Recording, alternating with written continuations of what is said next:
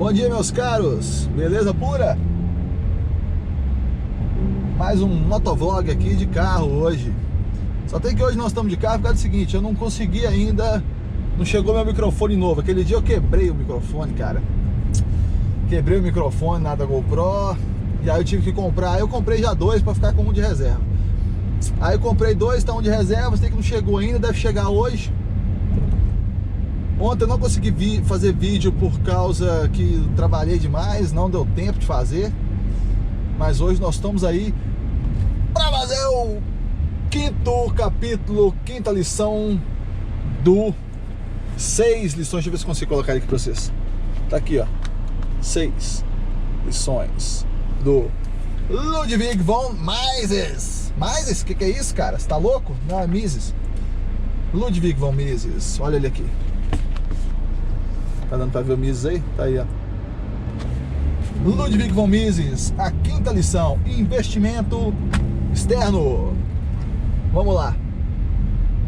É o seguinte, de cara, o Mises já começa falando a respeito de por que certas nações são ricas, por que outras nações não são ricas.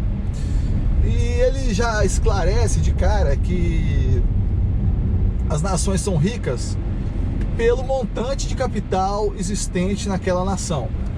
Na verdade, ele dá uma refinada maior. Ele fala que é pelo montante de capital investido per capitamente, por pessoa do país. Porque se você pega o número de forma absoluta, né, o número simplesmente o número bruto, você tem país, você não consegue fazer uma leitura, né, na verdade, desse investimento. Você pode ter países que, por exemplo, aqui no Brasil, com certeza a gente deve ser o país que mais investe per capitamente, porque nós temos a maior população, per capitamente não, no sentido absoluto. Mas se você pegar per capitamente, ou seja, por pessoa, aí sim você chega no número que ele faz a diferença, que é um número que ele vai te dar realmente como analisar esse investimento per capita, esse investimento no país, a quantidade de riqueza que você tem no país. E ele faz um apanhado histórico da questão dessa história do investimento per capita na Inglaterra, porque foi o primeiro país a se industrializar e a começar a investir. Então ele vai explicando que aconteceu isso, que a Inglaterra ocorreu um boom de desenvolvimento do século 18 para o 19.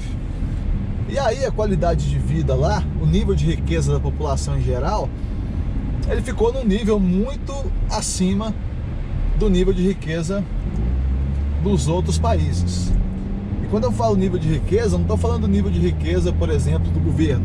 Eu estou falando do nível de riqueza de cada pessoa. As pessoas vão poupar e elas vão começar a investir nas empresas. Esse investimento nas empresas, as empresas vão gerar riqueza através disso, através dos serviços, dos produtos, e aí essa riqueza vai se revertendo para a própria população, né? Ele fala que é o seguinte, que você tem que fazer o investimento sob a tutela do mercado e nunca sob a tutela do governo. E aí ele vai, analisa isso aí, tudo mais e tal, e aí é o seguinte, pera aí, gente, só um instantinho aqui. Vai com Deus. E aí é o seguinte, ele vai fazendo essa análise e ele fala que a história da Inglaterra, em termos de desenvolvimento em relação aos outros países, ela acabou ganhando uma frente em relação aos outros países de mais de 100 anos de frente. E aí ele faz a seguinte análise: como os outros países vão ter que fazer para chegar no mesmo nível de investimento per capita da Inglaterra. Eles vão ter que passar por todo o processo desses 100 anos, desenvolvendo as indústrias lentamente, passo a passo, através de 100 anos de desenvolvimento. Seria um caminho muito difícil, né? E ele coloca a objeção de que não é necessário fazer isso, desde que ocorra investimento externo. E aí ele começa a contar que no século XIX, né, ou seja, nos anos 1800, no começo do século XIX, na verdade, ele fala que o David Ricardo, que é um economista que é referência para o Mises, fala que o David Ricardo ele não considerava que o investimento externo fosse uma coisa possível de acontecer, mas que mais tarde, nos anos 1800, né, no século XIX, esse investimento ele começou a acontecer de forma bem agressiva, principalmente por parte da Inglaterra em outros países. Então ele dá diversos exemplos de como esse investimento foi acontecendo, e aí começou-se a acontecer investimento externo em diversos países. A Inglaterra, ela olhava aqueles países da Europa onde existia menos desenvolvimento, principalmente da Europa Oriental, onde existia menos desenvolvimento, e fazia investimentos nesses países. E até então estava correndo tudo bem. Porém, com o início chegando-se próximo da Primeira Guerra Mundial, pelo estado de guerra, se suspendeu essa questão dos investimentos externos, e no pós-guerra aí já começou a acontecer o investimento de uma outra forma, os governos investindo e emprestando dinheiro para outros países. Mas logicamente que o Mises não considera isso uma coisa boa. Ele considera uma coisa boa o investimento feito por empresas, né? Porque como as empresas vão almejar sempre o lucro, elas vão fazer o investimento de forma otimizada. E ele dá o exemplo de que quando aconteceu esse fato, por exemplo, que aconteceu na Rússia, que existiram no final do século XIX, existiu investimento francês na Rússia em diversas frentes. Uma que o Mises aponta é a frente de estradas de ferro. E quando chegou no início do século XX, com a Revolução Bolchevique e o governo comunista na Rússia, o que eles fizeram? Eles expropriaram todo investimento francês na Rússia. E aí isso se tornou meio que um modus operandi, um padrão de acontecer, o que levou o investimento externo a diminuir muito fortemente no mundo inteiro, porque as empresas que iriam investir ficaram com medo, porque eles se viram numa situação onde eles não poderiam fazer nada contra a expropriação das suas empresas, dos seus bens. O que nos países eles chamavam de socialização, que basicamente é você pegar os investimentos daquela empresa naquele país, tomar tudo dela, né? A gente falar de uma forma clara, roubar dela, e aí você vai fazer isso, você rouba da empresa, expulsa o pessoal todo de lá, e eles não são donos de mais nada. E aí como é que você vai investir num país de uma forma dessa? Você vai lá, imagina só a situação das empresas. Eles veem que tem uma área daquele país que não tem desenvolvimento nenhum, e aí eles vão pegar e vão desenvolver aquela área naquele país. Porém, o governo daquele país pode a qualquer momento virar para ele e falar assim: perdeu, xará, agora tudo que é seu aí na verdade é nosso, aqui é da República de Banânia, e agora você pode ir embora, se não quiser ser preso ou então sofrer as consequências. Fica impossível, né? E aí o Mises, que ele ainda acredita de certa forma em governos, o que ele faz? Ele levanta a possibilidade de existirem normas internacionais que podem gerir esse tipo de investimento internacional, porque como que ele coloca? Ele coloca da seguinte situação: ele fala assim, ó, investimento internacional feito pelo mercado ou pelos mercados em mercados, então de mercado para mercado, não de governo para mercado ou de mercados para governos, mas de mercados para mercados, ele é uma coisa altamente desejável e que vai gerar riqueza e que vai gerar desenvolvimento nos países onde isso for feito, desde que você tenha um mercado minimamente regulado, né, na visão dele. Ele ainda não teria aquela visão do mercado 100% desregulado. E aí ele coloca o seguinte, ele coloca que isso é altamente desejável, mas que seria também desejável que existisse uma regulação internacional para que esses investimentos fossem seguros. Ele até fala da ONU, mas aí ele dá até uma zoada na ONU, fala que a ONU não serve para nada, que lá só ficam discutindo coisas à toa. Então, assim, é sempre complicado quando você vê tentar passar leis ou regulações para aumentar a liberdade. É sempre muito difícil, né?